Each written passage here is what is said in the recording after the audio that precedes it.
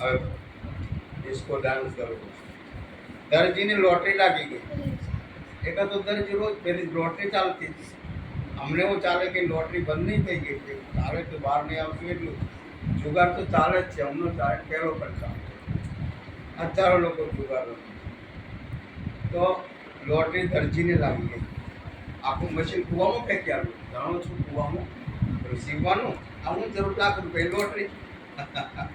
લાખ રૂપિયાની લોટરી લાગી ગઈ. તો હવે એની જરૂર શું? એટલે કૂવામાં નાખવાનું હોય તો કૂવામાં નાખી આવ્યું.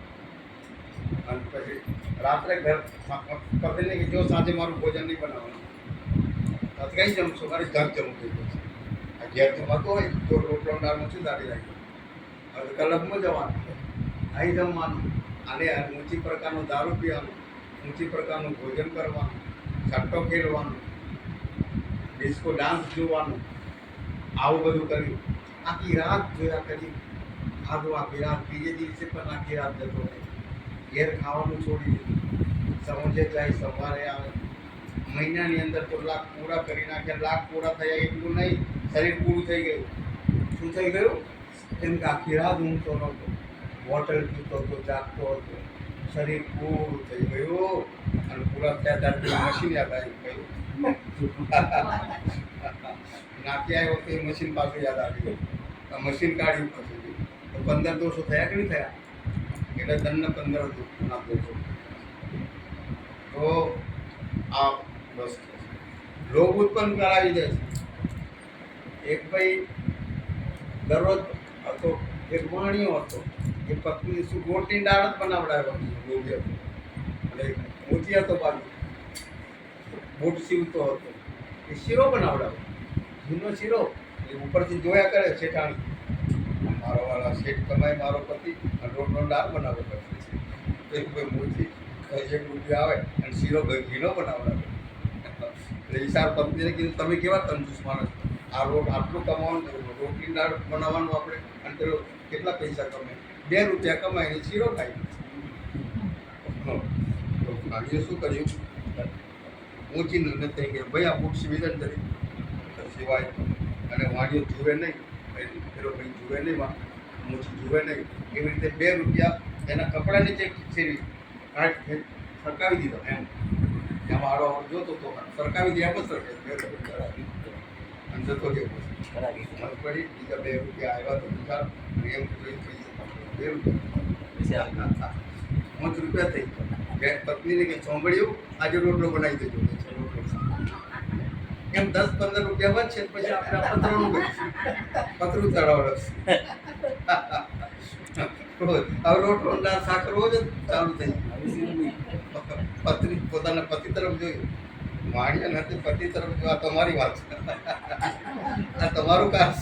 રોજ શીરો ને રોટલી, શીરો ને પૂરી રોજ ખાતા હતા પતિ. અને તમે કેવું કરી આવી?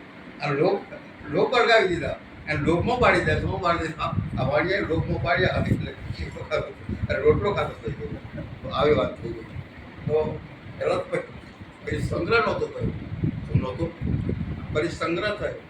તો સંગ્રહ થયો એટલે વધારે ચાહના જાગે. તો આવી ચાહના જાગે છે. એટલે સાહેબ કે છે દિલ પર દિલ રાખો. શાના ઉપર? દિલ લક્ષ્ય રાખો છે, એના ઉપર લક્ષ્ય રાખો. માણસ ઉપર દિલ રાખો. શું રાખો? ભાવ. દિલ એટલે ભાવ રાખો. દિલ રાખો. મળે છે ખરો માણસ, પણ મળતો નથી.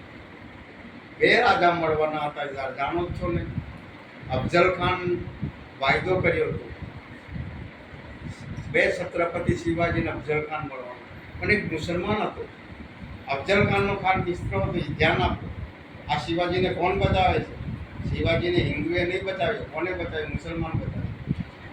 અફઝલ ખાનનો એક માણસ હતો, એ શિવાજી પાસે પહોંચી ગયો. જો હું તમે અફઝલ ખાનને મળવા જવાના, 2 જણ ભાઈબંધી કરવા જવાના, પણ પહેલું યાદ રાખજો, એ માણસ કોઈ દિવસ છેતરા નહીં. તમને તરવાર માર્યા વગર રહે નહીં. તરવાર માર્યા વગર રહે. તરવાર લઈને આવશે અને અફઝલ ખાન સમજીની વાત બાજુ રાખશે. સીધી તરવાર વીજશે એટલે તમે છેતરાશો નહીં. તમે વાઘ નખ લઈને જજો. વાઘ નખ તમારે હંકાળી રાખવાનું.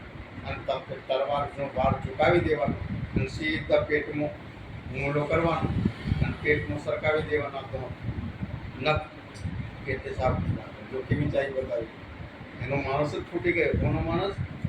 અફજલ ખાનનો માણસ જાણતો હતો કે આ કપટી માણસ છે એટલે ચેતવી દે છે લોકો શિવાજી અને મળવા ગયા ખરા, દેવ મળવા ગયા, એકબીજાને મળવા ગયા, પરંતુ અંદર કપટ રાખીને ગયા. શું રાખીને ગયા?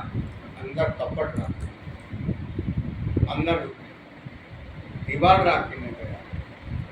એકદમ પણ અફજલ ખાન ચૂકે એવો માણસનો ફટાકદમ તલવાર ચલાવી દીધી શિવાજી. આ શિવાજી તો નહીં ગયો મારશે, મેં તરત માથું ચૂકાવી દીધું. આ ફટાકદમ મોતનો ખેંચી કાઢ્યો. મળવા તો ગયા પણ ભાવથી ગયા, દિલથી ગયા. આ તો સાહેબ કે છે દિલથી મળો, ભાવથી મળો, ભાવથી ભેટો.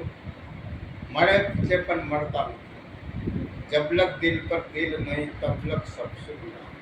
ત્યાંથી સુખ નહીં, આનંદ નહીં, ભાવ નહીં, પ્રેમ નહીં, ત્યાં સુધી આનંદ નહીં. ચાર યુગન પોકાર્યા. મેં ક્યારથી પોકારું છું? ચારેય યુગોથી. ચાર યુગ્યાને 48 વર્ષથી સમજવાનું. 12 ચોક 48 થયા ને, 12 વર્ષનો એક યુગ માન્ય છે. 12 વર્ષનો એક યુગ, 12 ચોક 48.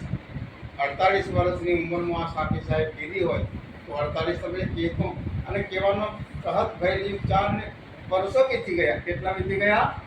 નથી કહેતા ઘણા માણસ તમને તો કહેતો જીભે છાલનું પડી ગયું. એ કહેવત છે. શું કે છે?